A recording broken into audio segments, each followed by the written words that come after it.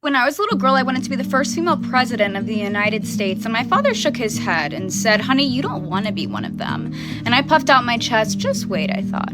And so I waited to grow up, and once I was old enough to be awake past 8 o'clock, I put on the late night news, and my father would take the remote and turn off the television, and I puffed out my chest. "Just wait," I thought.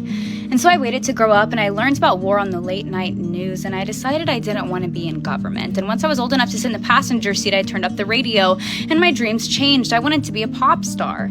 My father shook his head and said, "Honey, you don't want to be one of them." And once I was old enough to go to a concert, I rolled my eyes as my idol talked about the problem with poverty after selling $300 tickets to people like me. And so I grew up, and my dreams did too. I decided Hollywood was the thing I should strive to do, and my father shook his head and said, "Honey, you don't want to be one of them."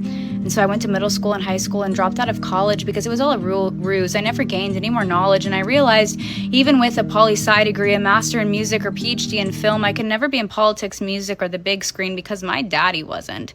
And I realized even if I wanted to be one of them, it wasn't an option, and my dreams became more realistic to be nothing like them. And so you sit there listening to CNN and Fox, and you sit here scrolling on Instagram and TikTok, and you see the new legislation repost what the celebrities wore to the Grammys, spend money for backstage passes, even though you can't afford groceries, because we will never be one of them. And yet this brings me a humorous piece, because if I will never be one of them, that means they never get to be like me. They can take the fame in DC, at least I will never be the face of the industry, not like they would pick me. I look too much like my father.